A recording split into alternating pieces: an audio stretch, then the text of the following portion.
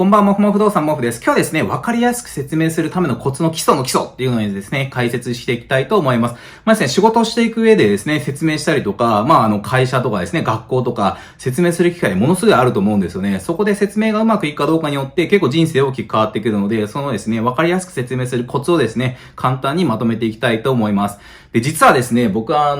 学生の頃からそうなんですけど、説明がものすごい下手でしたと。で、特に社会人になってですね、その審査だとか、そういう説明する機会がものすごい多くてですね、研究開発のプロジェクトの中でですね、承認を得るような仕事とかあったりとかしたんですけども、もう暗い会議室ですね、プロジェクターの前で30人ぐらい集めてですね、説明して承認を得たりするんですけども、僕の説明の時だけですね、全然分かってもらえなくて、ものすごい怒られたりとかですね、時間かかったりとかして、他の人はですね、5分ぐらいで終わる内容が、僕だけ1時間とか2時間とか話して、それでもやっぱ分からないって言われたりとかして、ものすごい苦戦してました。で、どうして分からないのかとかですね、どうやったらいいのか、ほんと悩んでですね、いろんなことを試行錯誤して、もう自分はですね、この研究開発向いてないんじゃないかと思ってやめようと思ったりとかですね、あと結構精神的にですね、もう会社行きたくないなとか思ったりとか、そういうような時代もですね、結構思い返せばありました。でですね、結構やっぱ説明、そっからですね、いろいろ勉強して、理解できたんで、そういう今日はね、エッセンスを解説していきたいと思います。で、初心者、学生からですね、新人の頃に、自分が失敗したんですけども、プレゼンテーションってですね、ものすごい重要で、仕事をね、円滑に進める上ではですね、かなり重要なポイントになってます。で、説明がうまくいくかどうかによって、結構ね、仕事のその後の流れだとか、意思疎通が図れればですね、プロジェクトも円滑に進んだりとかですね、説明するための資料に準備使ったりとかですね、説明が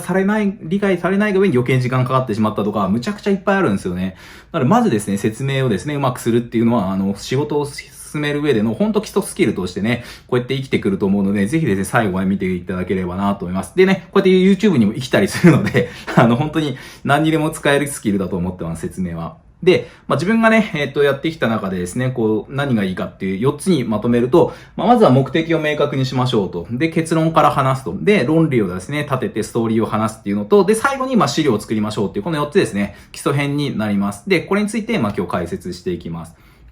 で、まず自分当時どうだったかっていうと、やっぱ目的がですね、なんで発表してたのかとか、結構目的がね、明確になってなかったんですよね。そもそもなんでプレゼンテーションしたらどうなってほしいのかとか、その後ね、何の結果を手に入れたいのか、そこがね、結構あやふやでした。なので、自分自身がこの発表した後にどうなってほしいか分からなければ、もちろん相手も分からないですし、そこがね、分からないまま資料を作るともう漠然とね、状況だけ、これはこうです、これはこうです、これはこうです、これはこうです。はい、どうぞ、みたいなね、感じでなっちゃって、で、何なんだっけみたいな感じになるんですよね。だからやっぱり、まずはね、ゴールを明確にして、プレゼンテーションした結果、相手にどうしてほしいのか、説明した結果、どうなってほしいのか、そこをね、明確にした方がまずいいです。そこが不明確な場合が結構あります。例えば、そのゴールを決めるときにどういうゴールがいいのかっていうと、例えばですよ、家とかであれば、例えば、新しい車を買ってほしい。そのための説明であったりとかですね。新車が出たからどうしても欲しいとかですね。例えば、2020年度のですね、予算はこうしたい。その承認を課長に取りたいとかですね。なので、その場合は合意を取る。こういう方にして承認、この予算を使うんでお願いしますとか、この車買っていいかどうかっていうのを、そのイエスかノーかを判断してもらうという、そのゴールをね、かなり明確にすると。あとは問題があるけれども、こういうふうに解決しますよと。それで、問題ないでしょうかっていう相談ですね、事前にするとか、その説明した後によって何を得たいのかっていう、そのゴールをですね、明確にするっていうのは本当スタートラインです。で、ここがね、僕実際できてなかったので、なんだかわからないけど、とりあえず状況だけ並べて、ガーって持ってったみたいな。それはね、わかるものもわからないですよね。で、次にやっぱ結論から始めないといけなくって、結論、ゴールがないから結論もないんですけれども、まずはね、結論から始めないといけないですね。で、結構ね、結論最後の最後に持ってくる人がいるんですよね。そういうのって承認者側からすると何言いたいのかわからなくって、もう20分、日本語ってね、結論を最後にする人結構多くてですね、最後の最後まで言わないとなんだかわからないですよね。これやりたいのかやりたくないのかダメって言ってるのか OK って言ってるのかもわからないので、もうぐだぐだ最後まで聞くのが無駄なので、まず最初に結論を言いますと。で、結構承認する人とかはですね、聞いてる人は、それが、判断が、結論が正しいかどうか確認する意味でですね、聞いていったりとかするので、最初にそういう風に結論からですね、言ったりするのがいいと思います。例えば、こういう風にですね、桃から生まれた人がですね、犬、猿、キジと悪い鬼を倒した話を商品化しますとか、それでいいでしょうかみたいな形で言うと、すごいわかるんですよね。それが、この物語がですね、結論から言う、これをやりたいですよっていう、もうストーリーを言うんですよ。で、逆に、これ桃太郎なんですけれども、説明が悪い人は、最初はね、昔々あるところに、とかから始めるんですよね。おじいさんとおばあさんがいました、とかで、どんぶらこっこう、どんぶらこっこう、みたいな、そんな話をして、で、それって結局ね、桃太郎の話なんですけども、で、何なんだっけっていうのは最後の最後まで言ってで鬼を倒しました。で、これをやらせてくださいって最後まで言わないとわからないっていうのがあるので、最初に概要を言って結論して相手がですね、何をこう求めてるのかっていうのを分からせてあげるっていうのはものすごい重要なので、まずはね、結論から言うのがいいです。これ仕事とかではいいんですけども、普通からね、プライベートとかでね、家族とかでね、結論から言ってとか言うと仲が悪くなるので、そこはちょっと状況を考えなきゃいけないんですけども、物語とかもね、結論から言った方がですね、わかりやすくなるっていうのがあります。あと、ストーリーを組み立てようっていうのがあって、ストーリーをこう、相手が承認しやすいようなストーリーを組み立てるのが、おすすめですね。その流れで、これでいいですよ、悪いですよって判断するっていう流れを実際にですね、骨組みを組み立てるような感じします。例えば、新しい車買ってほしいなって、新車が出たらかっこいいなと、そういう風に思ったとして、それをね、家族ですね、旦那さんだか奥さんだかわかんないですけども、配偶者にですね、確認して、で、でもね、やっぱ家族は反対そうだなって言って、どうやったら、いいよって言ってくれるかなっていうのを、それを説得するための方法を考えるんですよ。それが目的ですよね。車を買っていいよって言わせたいって、それが目的で、その説明をどうやってやるかみたいな感じで、そのための論理を組み立てるんですよね。いきなり言ったらまたあんたバカなこと言って、また無駄遣いして、みたいなこと言われると思うんで、そこをね、どうやってその戦略を組み立てていくかっていうストーリーをこう考えると、やっぱこう、はいって言いやすかったりしますね。例えばもう家の車は古くなってきたともう10年以上乗ってるよね、みたいな感じで。で、燃費も悪いしね、環境にもあんま良くないよね、みたいな。ちょっと故障もするし、今後ね、車検代とかの税金も上がったりとか、持ってるだけで維持費がかかっていくよね、みたいな感じにして、で、さらに、昔の車やっぱこうエアバッグとかね、自動ブレーキとかないから安全性が悪いよね、みたいな感じで、で、やっぱ万が一のことがあってね、もうお前がこう、事故でなんかこう、万が一のことだったら困るんだとか、わかんないですけど、そんなことを言ってですね。で、じゃあ、新しい車を買ったら、そういうの全部解決するから、新しい車買わないか、みたいな、そういうストーリーを立てる。そうすると、はいって言いやすくなるんですよね。だからそういう感じにしておくことでですね、どういう流れで説明すると、そのゴールですね、車を買うってゴールに対して持っていけるのかっていうのを事前に組み立てておくんですよね。それ説明も一緒で、この流れをね、事前に考えておいて、分かった、理解したとか合意を取るとか、そういう風にして、持っていくとですね、結構スムーズにいく場合が多いですね。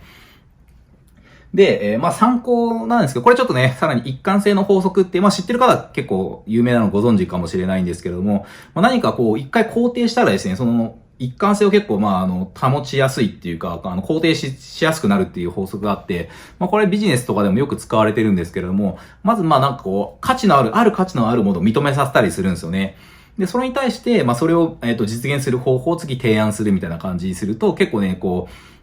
一貫性の法則を使えば結構承認されやすくなります。例えば、家族の健康は大切ですよね、みたいな感じで言うんですよね、セールスマンとかが。これ絶対イエスですよね。いやもう家族がね、病気になってもいいっていう人は、まず 99% いないと思うんで、これはもうイエスしかありえないですよ。家族の健康は大切ですよねって。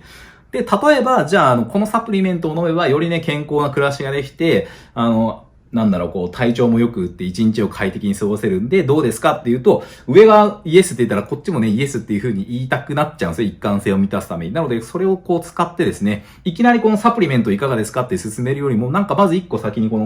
そのものを実現させるためのですね、ものをですね、価値を提案していって、それ一回イエスって言わせると、もう一回はいってこっちも言いやすくなるっていうのがあります。例えばね、さっきの車の話なんですけども、家族の安全は大切ですよねっていうのはね、誰しもそうですね、安全に過ごすのは大切ですよね。ただ万が一の時に事故が起こった時は、ここでですね、自動ブレーキがあるんで、人を引いたりとかしなかったりとか、エアバッグで守ってくれますよ、みたいな、そういうことでですね、あるものの価値を認めさせて、次それを実現するものを言うと、ノーって言いにくいんですよね。ちょっとお金の問題とかいろいろあるんですけども、その一貫性を使うと、比較的ですね、成立が上がるっていうのは、よく使われていることです。これちょっと参考ですね。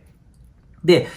説明うまくする方法なんですけれども、やっぱ最後に、資料とかですね、もしこう、パワーポイントとかで説明資料を作るときは、最後にした方がいいですね。いきなり資料を作り始める人がほとんどなので、そうするとやっぱこう、やり直しが発生したりとかですね、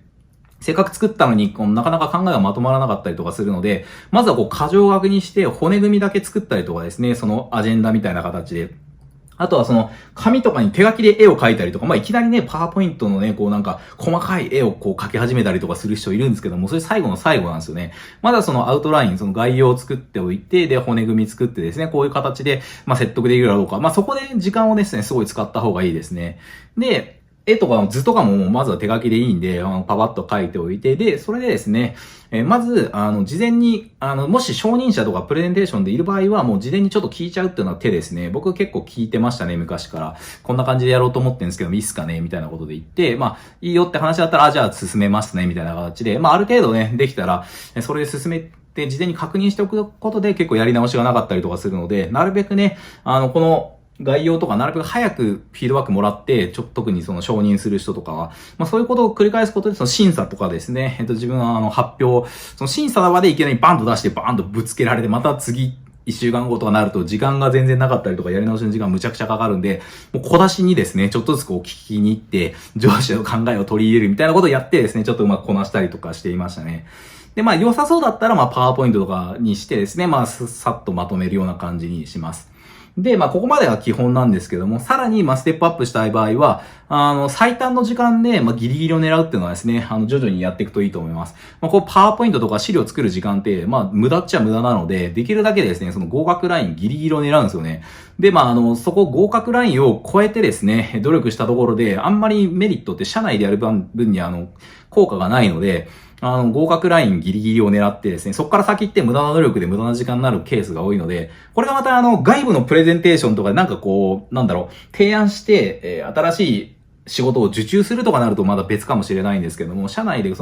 合意を取るだけであれば、その時間って無駄になることが多いので、もうなるべくギリギリやって、次の仕事をしたっていう方がいいですね。そこのね、結構ギリギリで狙うって難しいんですよね。どこがね、ギリギリラインなのかっていうのはわからないので、結構上級者向けなんですけども、僕はね、常に、承認する人の癖とか特性とか、この人はここ聞いてくるだろうな、みたいな予想して、ギリギリを狙ってましたね、常に。この人データ、これ細かいところまで聞くから、ちょっとここ用意しとこうとかですね。慣れてくるとそういうのできたりとかしてですね、どんどんこっちもずる賢くなっていくみたいな、相手に合わせて資料、余計なことはしないっていう風にして、で、あとはね、例え話とか入れたりとかすると、全然違うジャンルの人とかに説明したりとかしやすくなる感じですね。僕こういう YouTube とかでも、他の分かりやすい話はできるだけ例えたりとかしていたりとかしますね。あとこれもね、セミナーとかでやる場合とかなんですけども、なるべく聞いてもらいたい場合は、緊張とですね、笑いとかを適度に入れて、なかなかですね、ずっと緊張し続けて聞くっていうのは難しいので、ちょっとリラックス瞬間を入れたりとかしますね。必ず僕、1時間ぐらいのセミナーで2、3箇所は笑いを取るような箇所を入れますね。外す場合もあるんですけれども。なので自分のセミナー結構面白かったよとかですね、よくいろんな人とやっても本当評判が良かったりとかするので、めったにセミナーやらないんですけど、ぜひね、来てくれた時はそういうの楽しみにしてみてください。で、あと聞いてる人の反応とかね、相手がちゃんと理解してるかとか見ながらね、目とか行動とか見て、説明するのがいいですね。プレゼンテーションとかするときね、こうやってもうずっとこっちを見て説明してる人いますよね。会社とかでね、でもそうじゃなくて、僕は今YouTube やってるから、これ見てくださってる方の表情ってわからないんで、データを見たりするんですけども、なかなか難しいんですけど、話すときもね、もちろん聴衆っていうか見てくださってる方の方を見て、分かってんのかなとか、寝てる人いないかなとか、そこまで見れる余裕があったりとかするとね、いいと思います。で、さらに、あとよく言われる練習した方がいいですね、話の練習。プレゼンテーションの練習はね、むちゃくちゃした方がいいですね。結構、なんでそんなにプレゼンテーション上手いんですかとかね、喋るの上手くていいですねとか、話の才能があっていいですねとか言われるんですけども、これ練習ですね。もう確実に練習です。練習です。もともとだから説明むちゃくちゃ下手で、話すのも下手で、喋るのも別に上手いわけじゃなくって、噛まないとかいうのも全部トレーニングです、トレーニング。で、あんまりね、プレゼンテーションの練習してる人って少ないので、やればね、結構伸びますね。差が出やすいですね。だからみんなもともと上手いと思い込んで、これ才能だと思い込んで練習しないから逆にチャンスで、ちょっとやったらすぐ差がつきますね。で、僕の場合は結構セミナーとかやる場合は、もう投資でね、2回ぐらいはね、練習したりしますね。それで時間の配分とか実際に喋ってみたりとかね、ジェスチャーどうするかとかね、そういうのを決めたりとか、ここでこういうこと話そうとか、で、そういうことで、1回やることでですね、2回目がすごいスムーズにいったりとか、3回目すごいスムーズにいったりとか、そういう感じでですね、セミナーの前練習したりとかしてますね。だからやっぱりこう、練習ってすごい重要で、特にYouTube もね、こんだけ、YouTube もね、喋る上手いですねとかあるんですけども、さらに1年間で400本近く動画出せばね、嫌でもある程度慣れると思います、本当に。逆に言うとそこまでできる人がいないので、地道な努力をコツコツやっていくことですよね。だから動画をね、出しつつで喋りの練習してプレゼンテーションを作って、それをものすごい、PDCA 回すことで成長していくってことですね。これ1年前にこの動画撮って、もう一回今リニューアルしてるんですけれども、やっぱりこの1年間続けることで1年前よりも資料もね、よりこの YouTube にカスタマイズして分かりやすくなったりとか、喋りも相当早くなってっていうのがあって、かなりですね、自分自身もですね、この1年間おかげさまでこの YouTube やることでかなり話がね、早くなったり上手くなったりとか、考えてることをバンバンね、嵐のもうバンバンね、出てくるみたいなね。で、僕の動画編集しないで一発撮りですからね。そういうのもあったりとか、そういう慣れてくるっていうのがあります。ということで、プレゼンテーションをね、説明するときのコツですね。自分自身本当に苦手だったんですけど、この4つのポイントを重視してですね、まず目的を明確にして、もうなんで説明するのか、ゴール何なのかとかですね、そこが僕自身は曖昧でしたと。で、結論からね、話して、ぐだぐだずっと言ってると何言ってんのかわけわかんないんで、まず結論から言いましょうと。で、その論理のストーリーをこう立ててですね、こういう流れで話せば、理解、説明されやすいっていうのを事前にですね、書いておくと。あとは資料作りとか最後にしてですね、事前にちょっと調整っていうのを話して、分かって、もしその発表とかであればそういう風にした方がいいですよっていう内容になりました。はい。でですね、この、お金の授業とか、どうやったらYouTuber になれるとか、不動産投資とか、このチャンネルやってるんで、よかったら見てみてください。はい。最後までご視聴ありがとうございました。もしよかったらですね、高評価いただければ嬉しいです。で、このチャンネルはですね、株式投資とか経済とかですね、わかりやすく役立つ情報を発信してるんで、もしよかったらチャンネル登録をお願いします。またですね、Twitter で有益な情報を発信してるんで、フォローお願いします。またですね、コメント、高評はいつもありがとうございます。役に立ったら引き続きですね、いただければ本当に嬉しいです。頑張ってね、更新しているので、役立つ情報ね、みんなにこうやって少しでもね、この動画見てくれることで人生がね、こう良くなればいいな。そういう思いでね、ずっと YouTube 続けてきています。そしたら本当にどうもありがとうございました。ウェイ。最近最後にウェイってやってるけどどうなんですかねイェイ。